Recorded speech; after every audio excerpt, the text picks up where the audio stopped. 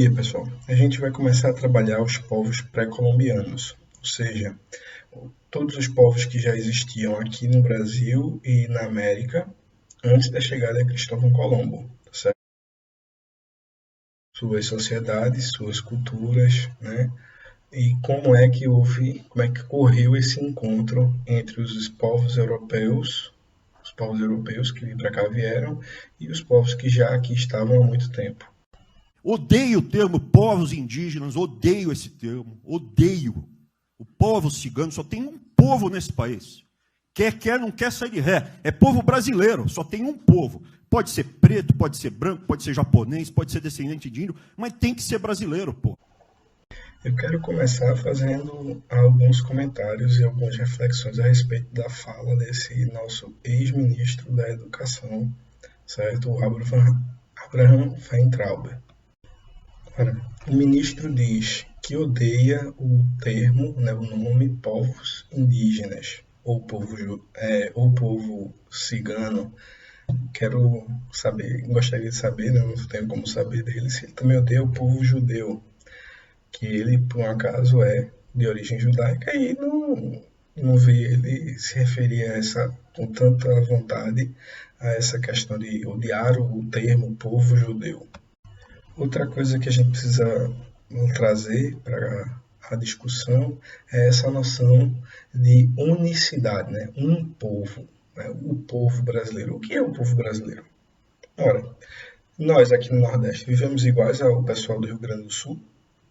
Não, não somos culturalmente idênticos, certo? Até a própria língua, né? Nós temos um idioma muito rico, com expressões regionais, regionalismos, com gírias diferentes, né? Então, muitas vezes, se você for escutar o que um indivíduo brasileiro que sai do Nordeste vai falar em São Paulo, um paulistano vem falar aqui no Nordeste, as pessoas simplesmente não vão se entender, porque usam um dialeto, né? Um dialeto português, usam uma língua portuguesa, uma variação linguística tremenda dentro de um mesmo país. Bem, outro aspecto que é fundamental é a gente tentar decidir o que é um povo, né? Já que ele disse só tem um povo, o que é um povo, né? Eu particularmente tenho dificuldade de ver o brasileiro, né, como esse um povo, mas vamos lá.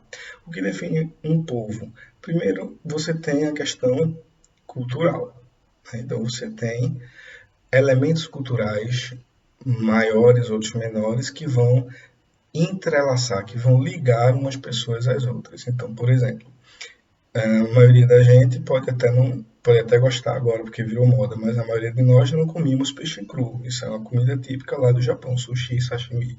Então você tem uma culinária que estabelece laços, né, entre as pessoas. Você tem uma língua que estabelece laços entre as pessoas. Você tem uma religião que estabelece laços entre as pessoas.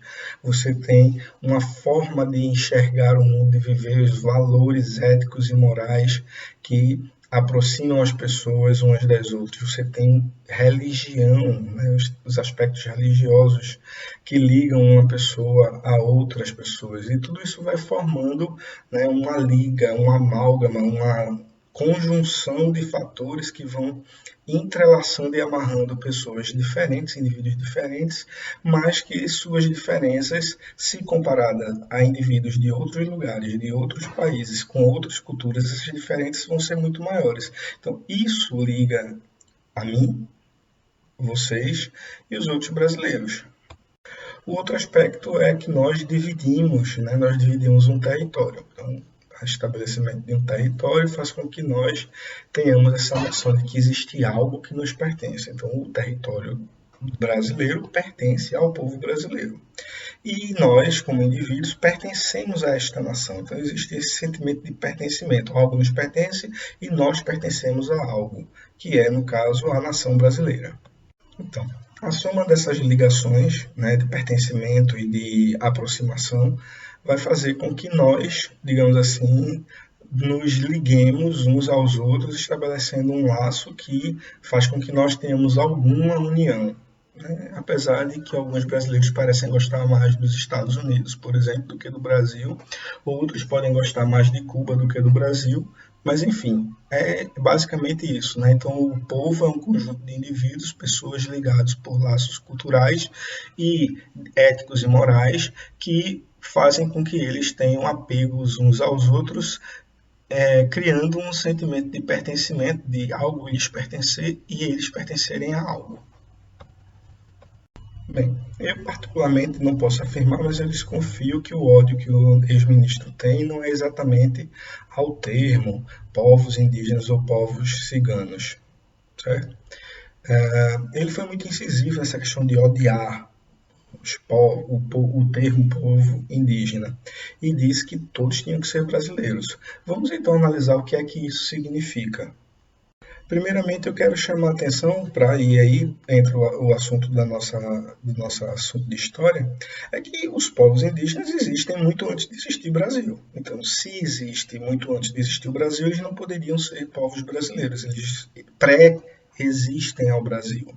Eles são anteriores. Sua forma de viver é anterior à existência de um Brasil português mestiço, de brancos, índios e negros. Então, existe povos indígenas. A mesma coisa com os povos ciganos, eles pré-existem à existência brasileira, assim como o povo judeu pré-existe, afinal de contas a Bíblia tem 2000 anos pelo menos, né, segundo quem acredita. Então, se o Brasil, esse Brasil que ele está dizendo, do povo brasileiro, só existe há pouco mais de 500 anos, então tudo isso existe muito antes do Brasil.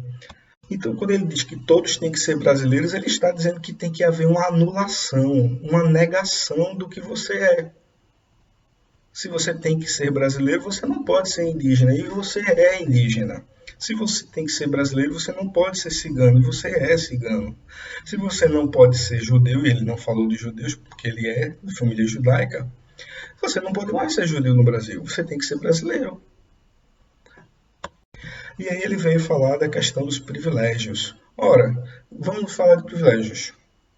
Você tinha povos indígenas que eram totalmente donos do território brasileiro. Todo o território brasileiro pertencia aos indígenas.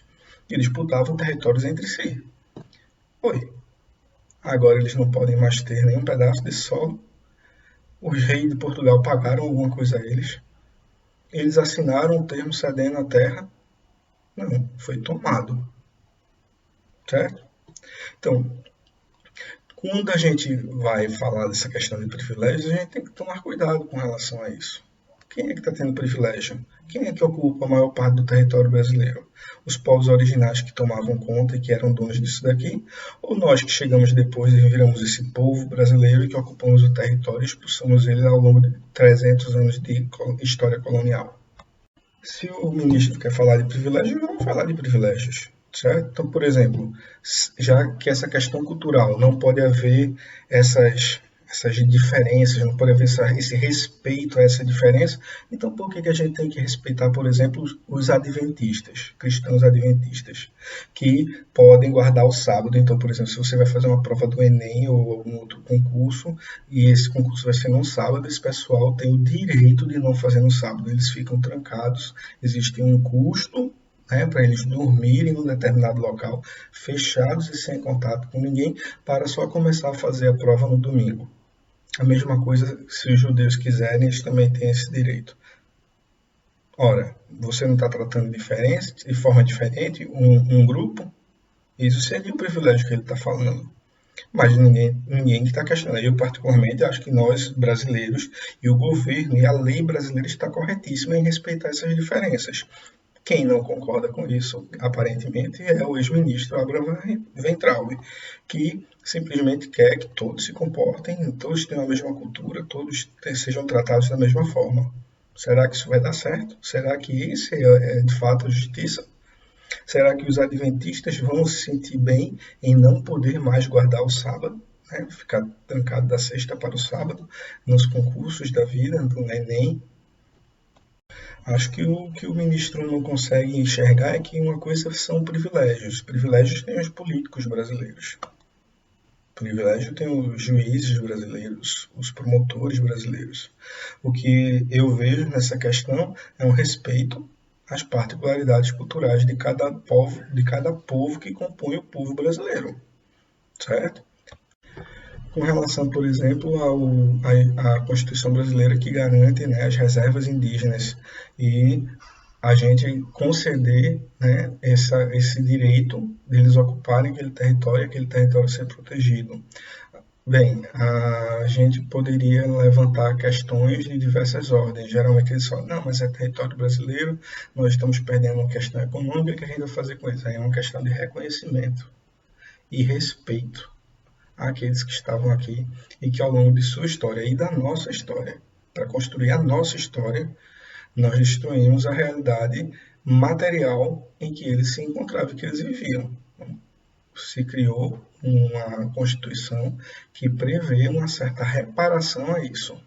E aos que dizem que, mas eles foram derrotados, já faz muito tempo, a gente não tem nada a ver com isso. Bem, eu queria lembrar, por exemplo, que o Estado de Israel foi criado em 1948 e que os judeus acham que tem todo o direito disso porque é bíblico. Só que eles perderam esse território ao longo da história. E depois da Segunda Guerra Mundial, com apoio da ONU e dos Estados Unidos, sobretudo, se forçou a criação de um território judeu no meio da Palestina.